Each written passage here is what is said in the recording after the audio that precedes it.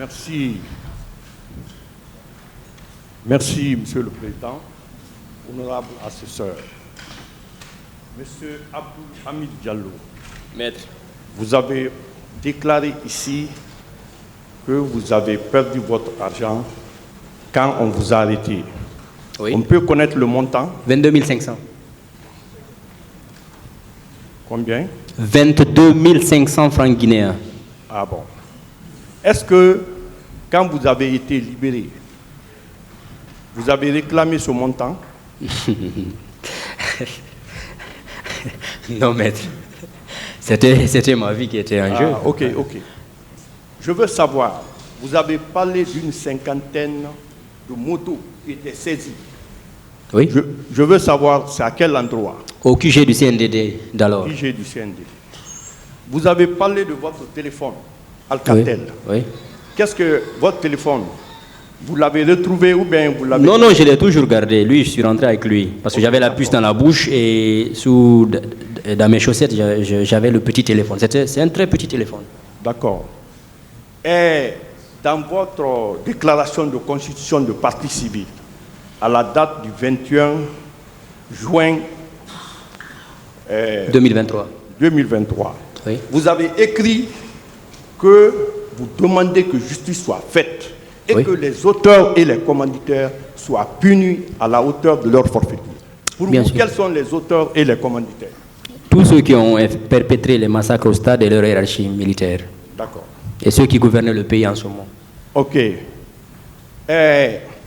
Quand on vous a envoyé dans les locaux de l'antidrogue, les gendarmes que vous avez trouvés là-bas, est-ce que vous vous êtes rendu compte que ceux qui étaient là-bas étaient drogués pour faire du mal? Non, ils étaient lucides. Ils étaient drogués. Ils étaient lucides. Ah, ok. Ils avaient toutes leurs facultés mentales. Je vois. Normalement, dans les conditions normales, lors des manifestations, quand on arrête les gens, la légalité voudrait qu'on les défère à la justice, n'est-ce pas? On ne devait même pas arrêter les gens parce que la manifestation Voilà, non. est légale. À supposer qu'on arrête les gens, quelles que soient les raisons, on doit les déférer à la justice, non? Dans le respect des règles. Voilà. Mais vous avez remarqué qu'on a arrêté, qu'on a torturé, mais ces personnes n'ont pas été déférées à la justice, n'est-ce pas? C'est au camp qu'on nous a envoyés. Voilà.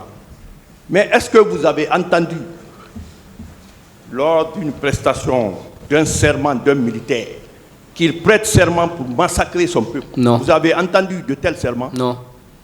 Normalement, le serment qu'on prête, c'est d'assurer la tranquillité, la protection de la population, n'est-ce pas? Et l'intégrité du territoire. Et vous avez su, lorsque M.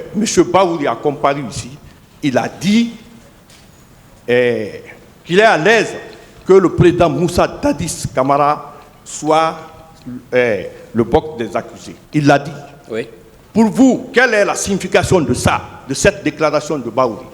Que la responsabilité de Daïs est pleinement engagée. D'accord. La question qui avait été posée au président Dadis, pourquoi il y a eu tant de massacres alors qu'il est à Conakry, alors qu'il détient tout le pouvoir? Mais cette question, elle a été répondue, mais elle n'a pas été satisfaisante. Parce qu'il pouvait arrêter le massacre. À tout moment. À tout moment. Si le président Dadis, sur les antennes de la RFI, déclare « c'est pas parce que je suis président, je maîtrise la situation », pourquoi il y a des ministres, et chaque ministre doit jouer son rôle? Il veut faire allusion à ces ministres qui n'osent pas, ont la responsabilité de la garde, comme le ministre Claude Pivy, chargé de la sécurité présidentielle. N'est-ce pas? Oui. Voilà. Je veux savoir, est-ce que, après votre libération, vous avez fait un temps de repos? Au village, oui. Pendant combien de temps? Près de 6 mois. Ok. Vous avez parlé d'un chauffeur de la Sotragui Oui. qui était dans la même cellule que vous. Est-ce qu'il a été libéré au même moment que vous? Oui, bien sûr. Voilà. Est-ce que vous savez que dans la chaîne de commandement militaire, le le chef hiérarchique a des obligations vis-à-vis de la hiérarchie. Le chef hiérarchique, c'est-à-dire le commandant en chef, le président Dadis a des obligations vis-à-vis du commandement de l'armée, n'est-ce pas? Oui, oui. Et si cette armée commet des massacres, est-ce que sa responsabilité peut être écartée? Du tout. Du tout. Ok. Je veux savoir, quand la commission d'enquête nationale a été installée, est-ce que vous avez été invité à la commission d'enquête? Non, moi, je n'ai pas été parce que j'étais sous choc et je n'étais pas là. Est-ce que une armée qui massacre sa population, est-ce que vraiment c'est pas trahir le contenu du serment? Bon, bien sûr. Bien sûr. Aujourd'hui, les noms les plus cités dans cette salle, vous avez le colonel Moussa Kebro Kamara. Vous avez le colonel Claude Pivy, chargé de la garde présidentielle. Est-ce que leur nom est cité par hasard? Non. Et vous avez aussi le capitaine Marcel Glavogui, adjoint de Toumba, concernant le commandement de la garde présidentielle. Il n'y a aucun hasard dedans. Voilà. Vous avez Bégré, le commandant Bégré, garde parallèle. Vous avez Joseph Makambo Loa. Vous avez Georges. Vous avez Théodoro Kourman. Vous avez Gono Sangaré. Tous ces noms-là ont été cités parce qu'ils étaient présents au stade, n'est-ce pas? Oui. Voilà. Donc s'il y a eu des massacres, ils sont sur le premier plan, n'est-ce pas? C'est la crème du CNDD. Voilà. Donc, Monsieur Abdoul Hamid Diallo. Oui, maître. Aujourd'hui, vous êtes devant le tribunal criminel. Vous vous êtes constitué partie civile. Quel est votre dernier mot? Que justice soit rendue et que les coupables soient punis. Merci. Merci, Monsieur le Président, de m'avoir donné la parole. Est-ce qu'il y a d'autres questions?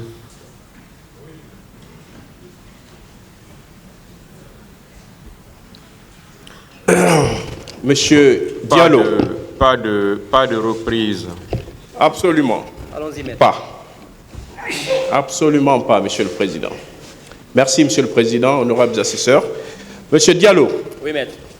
Alors, juste un peu abasourdi et très dessus quand il s'agit d'un juriste qui estime que le droit à la défense est ridicule ou que l'avocat posant ces questions serait irresponsable. Des questions, s'il vous plaît. Alors, M. Diallo, je reviens encore. Est-ce que, en tant que juriste, ces accusés dans le box n'ont-ils pas droit à la défense? L'éthique ne me permet pas de vous répondre pour le premier passage. Toute personne, que tu sois victime ou acteur d'un crime, tu as droit à une défense. Alors, en tant que juriste et partie civile dans cette affaire, n'êtes-vous pas en train de porter des accusations contre ces personnes ici dans ce box? Ce n'est pas ça votre rôle devant ce tribunal? C'est parce que ces personnes, à un moment donné de l'histoire du pays, ont eu à gouverner la République. Et pendant ce temps, et entre-temps, il y a eu des exactions qui ont été faites sous leur magistère. Ok. Pour cela, je porte plainte. Je suis entièrement d'accord avec vous. Sauf que... Je n'ai pas fini. Ok. Je peux continuer? Je vous en prie. Et ces événements ont entraîné un préjudice sur ma personne. C'est pour cela que j'ai porté plainte. Merci. Merci. Alors, M. Diallo, Oui. du moment où, lors de votre narration ici devant ce tribunal, sans aucun élément de preuve, excepté cet entretien supposé que vous aurez eu avec ces gendarmes pendant votre séjour aux antidrogues, à l'antidrogue, j'allais dire. Est-ce que vous pouvez rapporter, parce que nous sommes devant un tribunal criminel qui a besoin de preuves matérielles, est-ce que vous pouvez rapporter la preuve? Une autre question. Savoir quelque chose, maître. S'il vous plaît. C'est bon. Une autre question. Merci, Monsieur le Président. Alors, M. Gallo, toujours avec vous.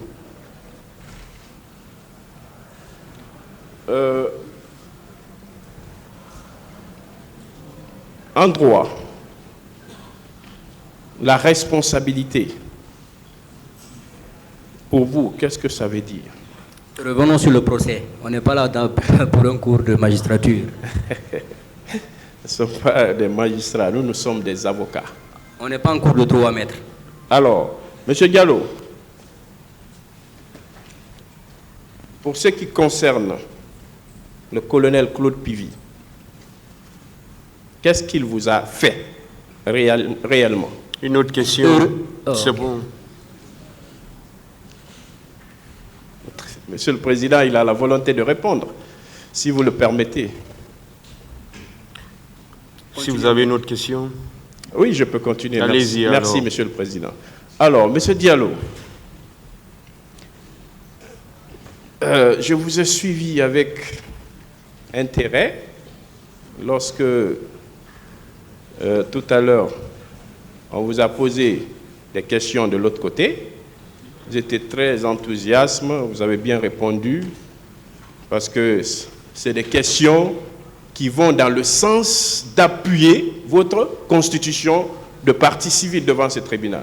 Est-ce que vous savez que nous autres de ce côté, notre rôle est celui de contrecarrer ce que l'autre camp est en train de faire? Est-ce que vous le savez? Vous êtes dans votre droit, maître. Alors, je vous remercie. Merci, Monsieur le Président. J'en ai terminé. Ok, Maître Béa voudrait intervenir. Merci, Monsieur le Président. Monsieur Abdoul Hamid Diallo, dans sa narration des faits, a parlé de Mme Yari Briki. Vous avez vu Mme Yari Briki. Est-ce qu'à son tour, elle vous a vu? Vous pouvez lui demander. On a échangé même. Elle me connaît physiquement et personnellement. Parce qu'il était membre du Bureau national des femmes d'alors. Et moi, membre du Bureau des jeunes d'alors, de l'UFDG. Est-ce qu'elle vous a vu? Absolument. Je vous dis, on a échangé. Vous vous êtes Tu vu? peux échanger avec quelqu'un que tu n'as pas vu, à moins que ça soit par téléphone. Mais ce jour-là, je l'ai trouvé là-bas. C'est elle-même qui m'a interpellé en sous-sous. Dans l'enceinte ou en dehors du stade? Sur la route. Quelle route? En face, sur la route de l'Andrea. Là où se trouve l'actuelle station, là. Au carrefour, là-bas. Elle était là-bas. Elle me dit, Amido, Fabé, ils ont arrêté les leaders, J'ai dit, ah bon? Elle me dit, oui. J'ai dit, ils sont où? Elle a indexé chose vers la route qui mène à Gamal. Elle me connaît. Vous pouvez lui demander, hein. À votre avis, pourquoi elle n'est pas venue ici? Je ne sais pas. Il faut lui demander. Ça dépend. Je vous ai dit que beaucoup, peut-être, ont peur de venir. Et moi, je n'ai pas cette peur. D'autres viendront peut-être. Ils vont avoir l'audace et le courage nécessaire pour venir dire leur part de vérité. À la suite de votre conversation, vous deux vous êtes introduits dans le stade. On s'est séparés là-bas, maître. Elle est partie vers où? Je ne sais pas. Elle a été blessée? Quoi?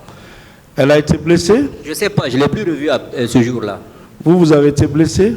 Oui? Un certificat médical? Non. Une blessure légère. D'accord. À la main ici. Vous avez vu des militaires en train de violer? Non. Merci, Monsieur le Président.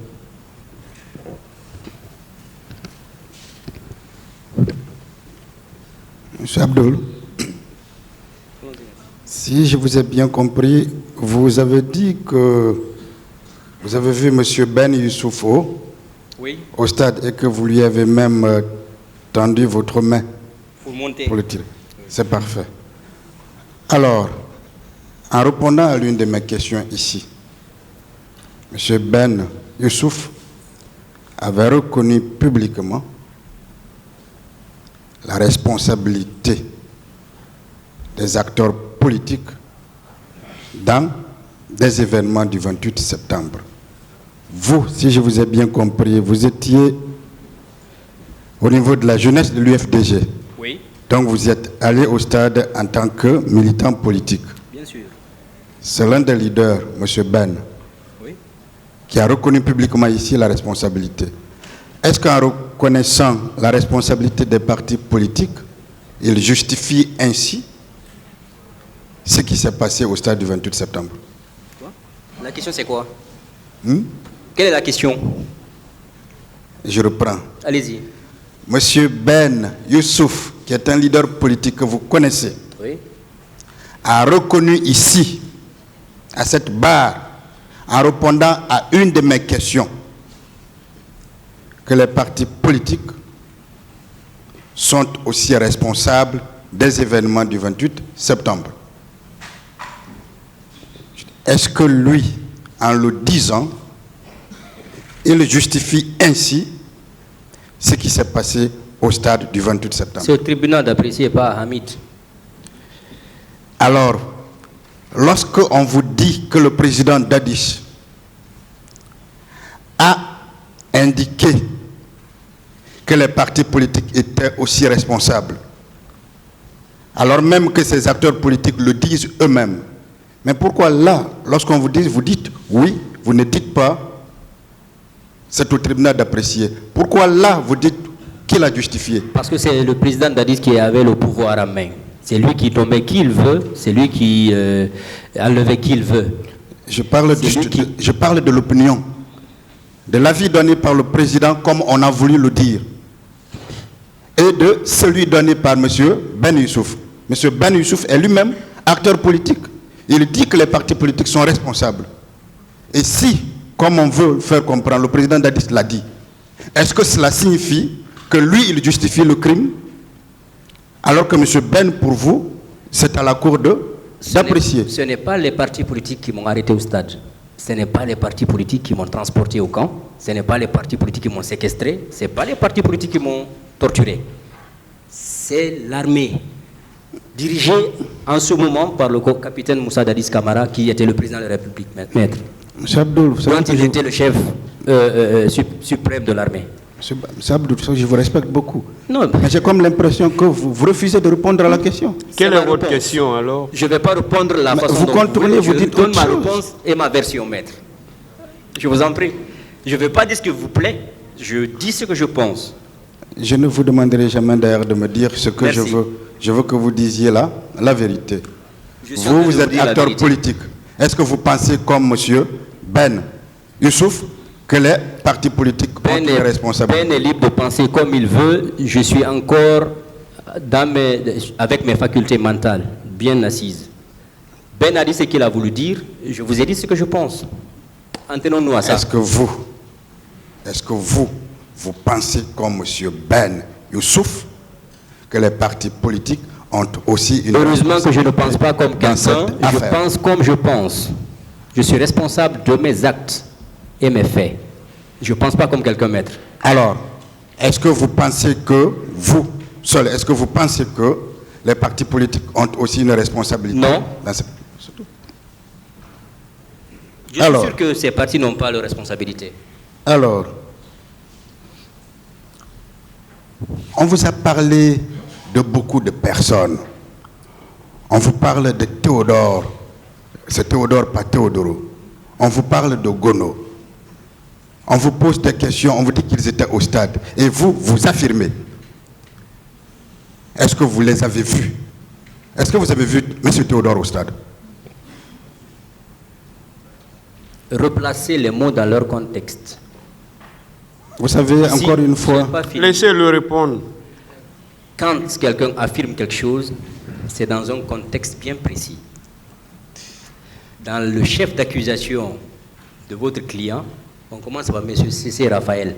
On cite tout le monde. Ça n'a rien à voir avec ma question. Laissez-le répondre une fois de plus. Dans le lot, moi je n'ai eu à faire... Laissez-le, vous avez posé une question. Vous vous étonnez pourquoi? Moi, c'est vous qui avez posé la question, il est en train de répondre. Ma question n'a rien à voir avec ça. Mais laissez-le finir, s'il vous plaît, s'il vous plaît. Monsieur Diallo. Non, Monsieur le Président, j'ai comme l'impression que vous voulez empêcher la défense de poser normalement des questions. Moi, je le dis, prenez toutes vos responsabilités. Vous pouvez dire ce que vous voulez. Et c'est la réalité. S'il vous plaît. Nous sommes vus devant le monde entier. S'il vous plaît. Moi, je n'accepterai pas cela. S'il vous plaît, vous êtes libre de penser comme vous voulez. Mais dans ce tribunal que je dirige les débats, tout le monde a observé, tout le monde voit que quand une partie pose une question, elle attend que la personne à qui la question a été posée finisse de donner sa réponse. Quand elle finit de donner sa réponse, si vous n'êtes pas satisfait, vous pouvez dire « ma question n'a pas été répondue » ou « je ne suis pas satisfait ». Mais au moment où une partie est en train de répondre à la question, vous intervenez encore pour l'interrompre. Alors que quand vous êtes en train de poser vos questions, personne ne vous interrompt. Vous partez jusqu'au bout de vos questions. Il y en a qui font ici des commentaires d'1 minute, 2 minutes, ils commentent des questions. Quand on veut intervenir, ils disent « laissez-nous continuer ». Ils font des commentaires, après, ils aboutissent à des questions. Deux fois, ce ne sont même pas des questions, ils font des commentaires, mais on les laisse faire. On les laisse finir au moins. Donc, quand une partie qui doit répondre aussi à la question a la parole, il faut qu'elle arrête, il faut qu'elle finisse de répondre. Quand elle finit de répondre, c'est simple. C'est ce qui a toujours été observé ici depuis le début de ce procès. Et c'est ce qui va continuer jusqu'à la fin de ce procès. Ni moi, ni personne d'autre ne peut arrêter cela. Quand on pose une question, on attend jusqu'à ce que la partie finisse de répondre. Seul le tribunal peut arrêter la partie, parce que les réponses sont pour le tribunal.